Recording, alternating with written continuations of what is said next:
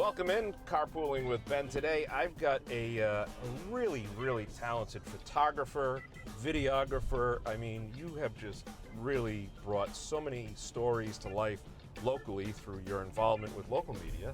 But you've also done a really interesting project that we're going to talk about today, featuring Lighthouses, which are very important. So ladies and gentlemen, what do they call you? Cinematographer extraordinaire, videographer to the stars? It depends on who the client is. So David Zapatka, thank you so much for coming in the car of wonder here. And you've been a Rhode Islander for the whole life? All my life. Okay. Yeah. And you've worked in local television. Started out, I was still in college when I got a full-time job at Channel 10. Okay.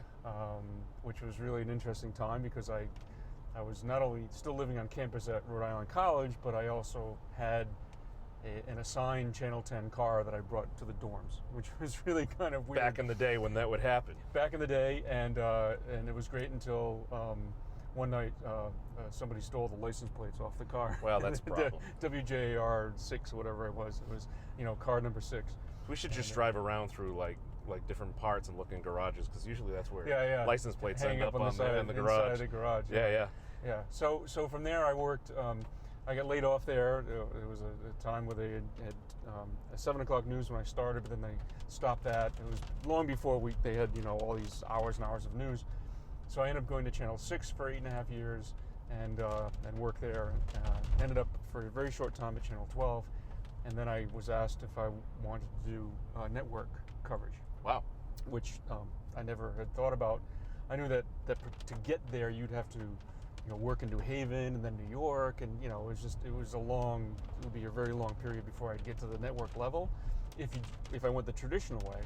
But at the time, freelancing was becoming more and more common, and so this gentleman offered me this position. And my first job, having worked at Channel 12 on a Friday, my last day, the following Tuesday, I was in New York City with Diane Sawyer interviewing Katharine Hepburn as my very first network shoot. Yeah. Look at that. Yeah, so I got to the door, and I was the first person there because I was all jacked up, all excited. And I knocked on the door, and, who opens the door but Katharine Hepburn? And she was like, "Oh, welcome to my house. Thank you for coming. Come on in." She was in a house coat. Yeah. Like, oh my God! And of course, Diane Sawyer. I was, huge fan for years and years. Sure. And then, I ended up, working with her over the years. I probably did 30 or 40 shoots. Wow. Over the years with Diane Sawyer. That's awesome. Yeah.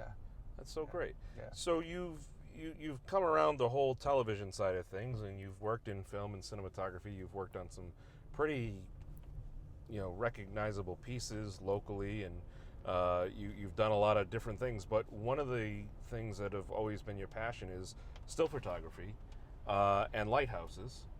Yeah. So both are. We happen to have an ocean close by. Yeah, so there's all that. So for the past, how many years have you been working on this project?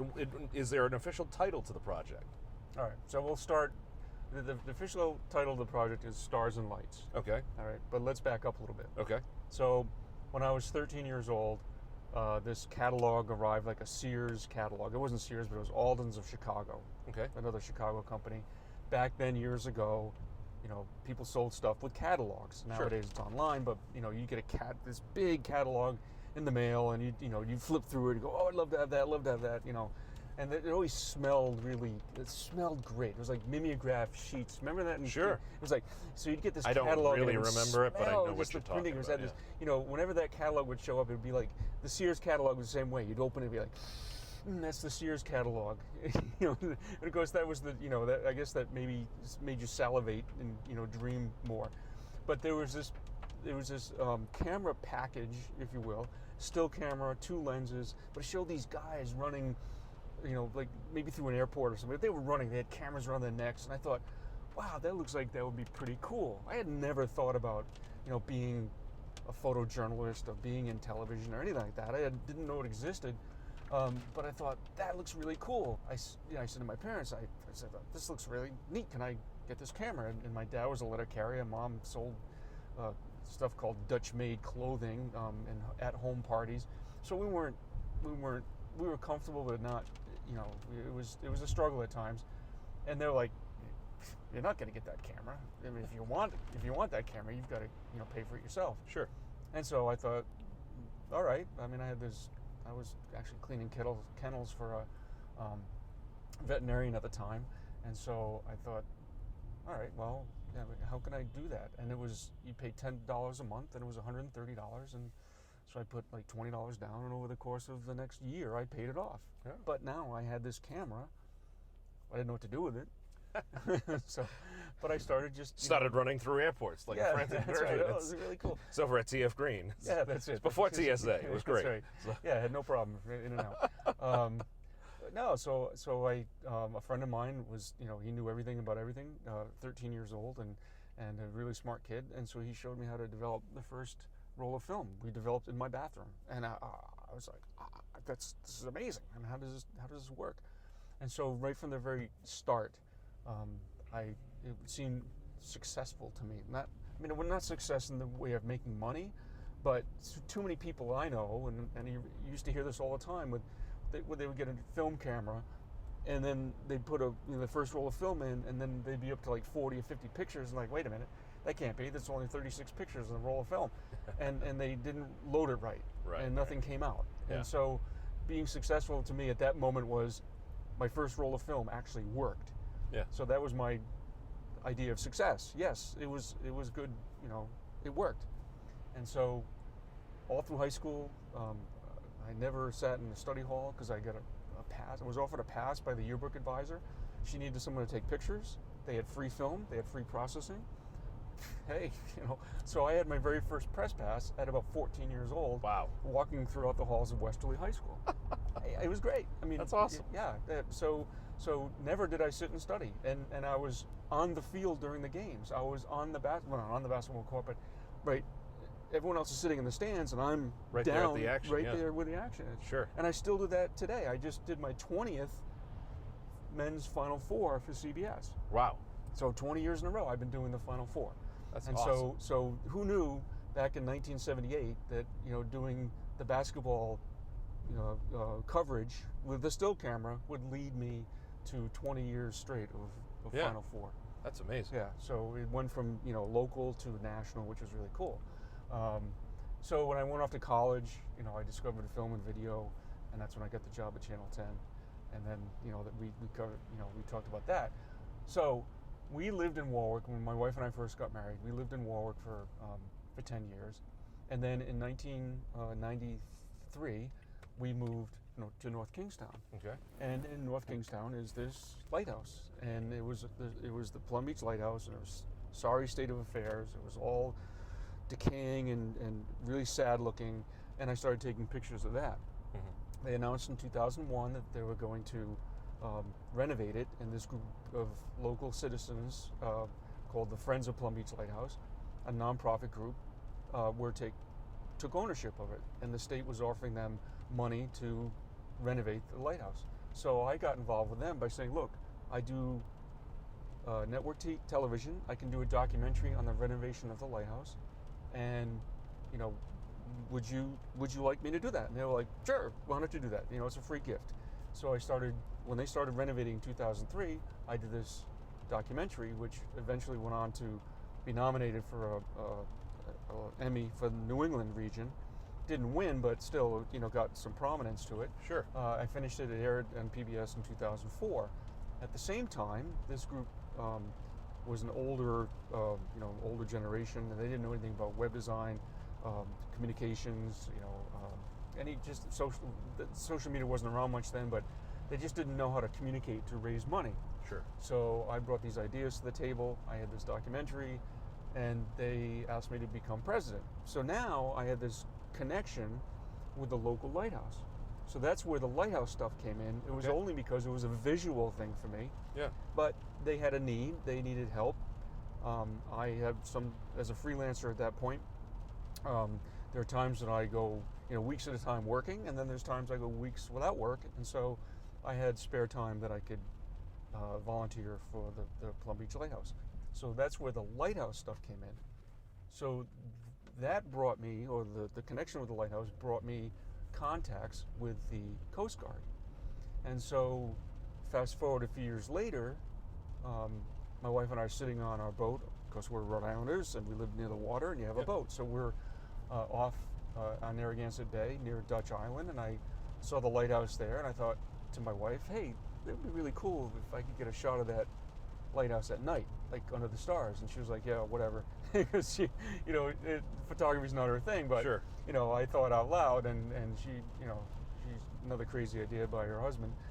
So it took a couple of years before I actually got on the island, and in the fall of 2013, took the first lighthouse picture of a lighthouse under the stars at night, and it was amazing, and it was just really great shot, and I shared that with the Coast Guard personnel in Bristol, who I was dealing with all the time, and they were amazed by it too. And so I said, well, can I go on other properties, because I knew that they own a Sure. number of lighthouses, and they're like, sure, whatever you want to do. So the following winter I shot a couple more, and I started shooting and doing more and more, and now here I am, 117 lighthouses into the book. So this is the project. It's 117 lighthouses. Right. And Maybe 118 if I shoot this coming Wednesday, and then Okay. that'll be it for the book. all right. But this is over 100 lighthouses that you've and you're not just snapping a photo and using Instagram to create filters. Right. Okay, so there's a little more intact. You're not using an iPhone to No, take although the I do photo. show people the pictures on my iPhone. Right. I go, you shot that with an iPhone? No. No, it's So, But you have this higher end equipment, and that's what people will be, I think, just really intrigued by, because you and I had talked about this at a boat show recently, where you had some of your photographs that were for wall display. Your photographs aren't necessarily just, hey, there's a lighthouse, point, click, and go. right. You have to have, for what you're doing, you almost have to have a makeshift degree in meteorology, because you're looking at stars, cloud cover, where is the sun and the light going to be at what time. And I mean, you've gotten so deep into all of this. It really makes these lighthouses amazing photos and visually stunning. Well, thank you for that. I was blown away. I mean, I literally stood there in the booth just looking at it. I mean, the depth and everything, it's unbelievable. You don't get that with an iPhone. I'm sorry, Steve Jobs, but no. Right. You need a professional. You need the right guy. You're the guy. Well, thank you very much. It has been a project, it has been work to get to that point. And I tell people, the easy part for me, believe it or not, the easy part is the photography. Mm-hmm. And you could probably say, well, how can you say that? Well, I can say that because what people don't realize is that I have spent hours doing the research of that next lighthouse, or 2 or 3 lighthouses from now. So I have things lined up when I need to, when I think I can get to them at the next available opportunity. So it was a slow evolution to get to where we are now, and because now we're into it at well over 100. But when I first started out, like that night on Dutch Island, I knew I wanted to be there when there was no moonlight in the sky, so it had to be at new moon. So when you go out to Dutch Island, there's no lights out there other than this red light on the top of the lighthouse. So I brought with me a flashlight. So there's a process called light painting, Okay. that once you open the shutter, you can, like if it was completely dark in this car, I could just light your hand, or I could just light the top of your head, Yeah. or I could put a light behind you, or you could do Sure. whatever craziness you want, but just with a flashlight, just to light that one area. You don't need to light the entire car. So it's all about understanding light, how it works, how the angle of light works, and that's been a career of mine in television, how I got to that point. Right. Now I just happen to be initially using just a flashlight. And people say, that can't be true. How can you do that? Well, it's just the nature of photography. So anytime any light hits the sensor of a camera, now we say sensor because it's digital, so the shutter opens up, and if you shine light on anything that is being looked at through the lens, then that moment that you shine that light on that object that the camera sees on the sensor will be burned into the sensor. It's just the law of physics of photography. So it's a very simple idea. That's the simple part. So the harder part is when you start getting into more and more of these lighthouses, and many of them have been sold or turned over to private foundations, like who owns it? Can I get access? Will it be safe? Sure. Is it on land or on the water? Is it in the middle of the water? That's a whole other issue. Can I get to it? Yeah. Then you not even thinking about where it is until you actually get there. Like, are there streetlights nearby? Is there a neighbor that has a security light that'll blast it out? Have too much light. I was at a lighthouse just the other night in Cape May, New Jersey. I talked to the owners. I said, "Are there any lights on the property?" "No, there's no lights at all." I get down there, no lights on their property, but Everybody 10 else. feet away from their property, there were 5 street lights. Oh. There was blasting light at the lighthouse. I got there and I was met in the middle of the night. I was met at 2 o'clock in the morning by the communications director of the lighthouse and the group that runs it. And she was like, "Oh my God, I've never been here at night. I've never seen those street lights." She'd never been there at night. It's like, oh my God, people just don't know. They don't realize. I'm not faulting her. It's just, Sure. It's frustrating because I love to have control. Yeah. I mean, I teach occasionally at Rhode Island School of Design. Right. And I teach lighting Sure. for television and the 3 rules of lighting. Dave Zapatka's, Zaps, 3 rules of lighting. Control, control, control. Okay. So it's just like location, location, location in real estate. If you don't have control, then all bets are off. Right. You can fix some things in post, in editing. Sure. I don't use Photoshop, I use a thing called Lightroom. Yep. You can fix some things in that, but if you've got these, 5, streetlights within 400 feet of your subject, you are almost dead in the water. Wow. So that, and the objective for me with the art is to get the lighthouse and the stars. Right. The overall objective, which I achieved that night, is to document the lighthouse at night with a light on. Because in our National Archive, Library of Congress, or wherever, that is the National Archive, but if you go to try to find pictures of lighthouses at night, they don't exist. Okay. It's a whole new thing. They just haven't existed because we as photographers couldn't really get good pictures of them with film. Okay. So I found that most lighthouses, many lighthouses in the Northeast have never been photographed at night. Wow. Because you can't find pictures of Sure. them. Sure. You just go look for them and then they don't exist. Right. They're Right. just not out there. So the other night at Cape May, I achieved the objective of shooting the lighthouse at night, but I wasn't able to create the art that I like to create. Now, Yeah. I'd done it earlier that evening. I was at Barnegat Light in New Jersey. This is just last Thursday night. It was at 10 o'clock at night. It was 85 degrees. It was brutal. Yeah. I was drenched in sweat in getting the shots, but I had to go through this whole 6-week permitting process just to get to that point. They have on that light a dozen really high intensity lights at the bottom that shoot up. And it's beautiful if you're out on the water. It looks great, it's really bright. But I knew that I wouldn't be able to shoot that lighthouse the way that they have it lit and get the stars. So I started talking to them and I had to go through this whole process. They met me, there was a guy that met me there that night. He turned the lights off for me and I lit the lighthouse the way that I wanted to light it. So what you don't see, Right. and what you alluded to, is that it wasn't just going there and taking a picture. I Yeah. could have done that, Sure. and then it would have been not my art. Right. It would have been what they had set up. Sure. So, and it would have been ugly and it wouldn't worked in the book. So I did my own lighting and achieved the objective of showing the lighthouse at night, but also created the art with the stars above. And I was able to capture one shot of the tower with the Milky Way. Wow. Which is, yeah. And it was really, really thick and soupy air. And to get that was an achievement because otherwise I wouldn't have been able to do that. So I go out and I've done all the research. I've made agreements with whoever owns the lighthouse. And now we have to look at, all right, let's shoot, let's say, like right now, let's say tonight we want to shoot. Because we had planned this last week. Well, the storm front came in, now it's raining. So now you have to, it has to be clear. I tell people it's stars and lights, not stars and clouds. Right. So it has to be clear. There have been cases where I've driven 100 miles to get to a lighthouse and it's cloudy, Yeah. and I got to turn around and go home. Ugh.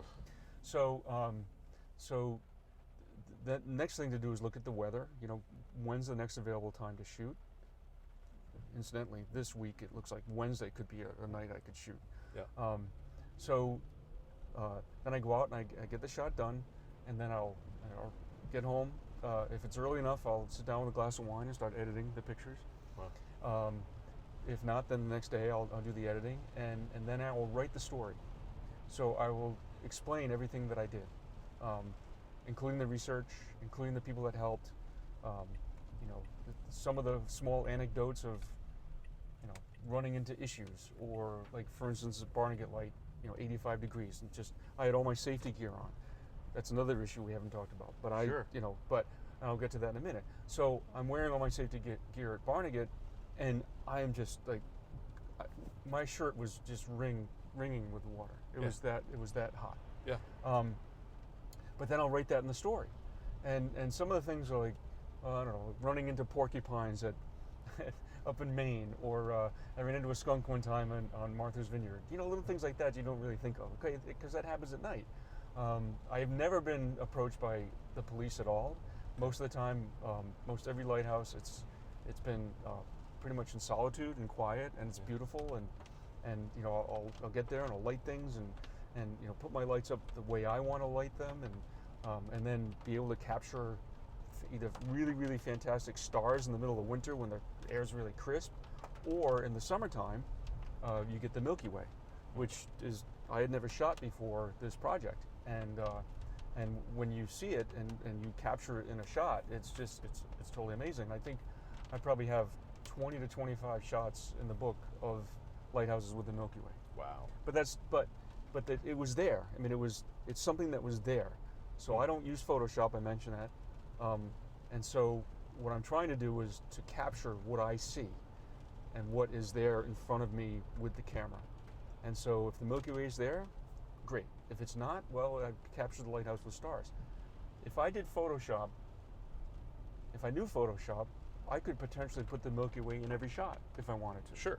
Because that's what some people do. Absolutely. Well, I don't do that. I'm a journalist at heart, journalist by training, and my ethics follows journalism. So if it's there, it makes it in the book, in the shot. If it wasn't there, I'm not going to make it up. Well, because you brought that up, then you know what? I am not going to take like extra pounds off of me in this episode of Carpooling with Ben. I'm going to be the cameras. I won't add any hair to you. Okay, I'm not going to add any hair at all. I should have worn a toupee. Should have worn a squirrel. You wanted journalism quality, integrity. You got it on this episode. The book itself, is you're in the final planning stages, and the hope is, over the next coming months, you'll have it available. In the meantime, people can learn more about you and see some of your exhibits and your displays. Do you have an email list that people can subscribe to, or just follow you online? Where's the best place for people to go? They can follow it on Facebook. I do have a Facebook page at Stars and Lights. Okay. My own page on Facebook. Yep. And of course the website, which essentially right now is it's an online gallery. Okay. And there's over 500 images of the 117 lighthouses on there. Awesome. Yeah. Awesome. And it's that's people can order, if they like a certain print or a certain picture, they can order the prints right from me. And of course in Rhode Island, it's nice that it's tax-free now with art, as long as it's numbered and signed, which is a really nice. A nice thing that the state legislature Will did. you come into the home and hang it for them? Yes. In Wow. fact, just the other day. Oh, really? Yeah, I had I do hire someone professionally who does the hanging. Sure. Michael Holland, he used to run Holland's Gallery in Warwick. But I was hired from the Wickford Art Festival. I was commissioned 4 pieces of a summer home in Narragansett, 4 very large pieces, and it looks fantastic. That's awesome. That's so great.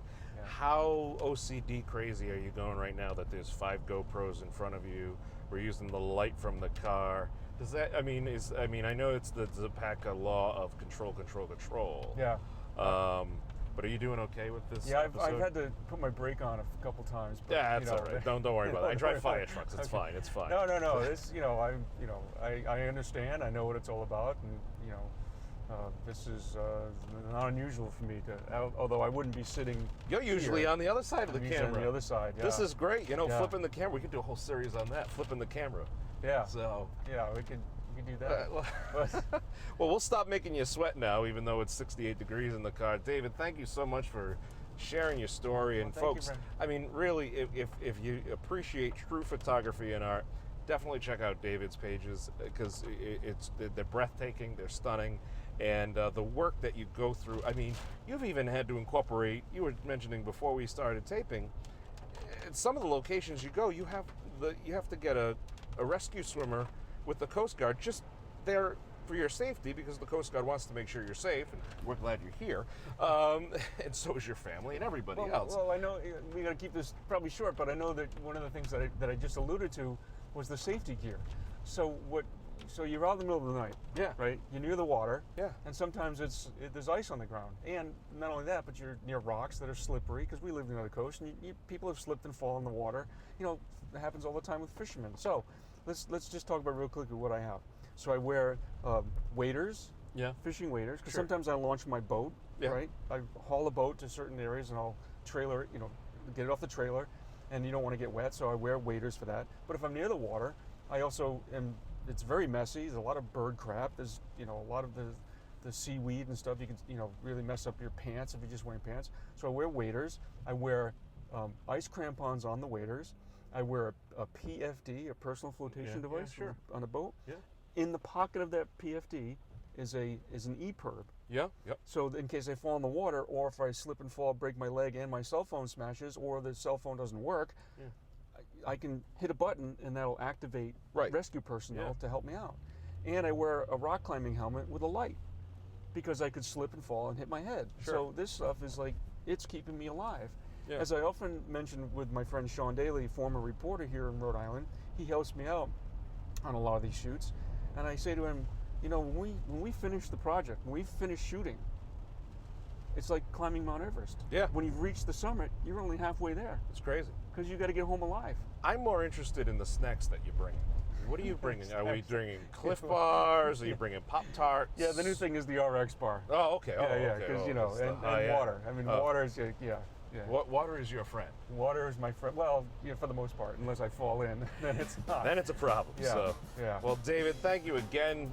Folks, be sure you find him online, subscribe, follow the whole 9 yards, and when the book comes out, most importantly, get yourself a copy. You will not be disappointed. His work is awesome. David, thank you so much Thanks. for Do your you time. need my credit card for the gas? Yeah, we could just swipe that. We went through Coventry and 5 other towns I've never Right, known okay. in Rhode Island. So awesome Well, stuff. thanks Thank for you having so me. much. Thank you for having me. It's been great. My pleasure.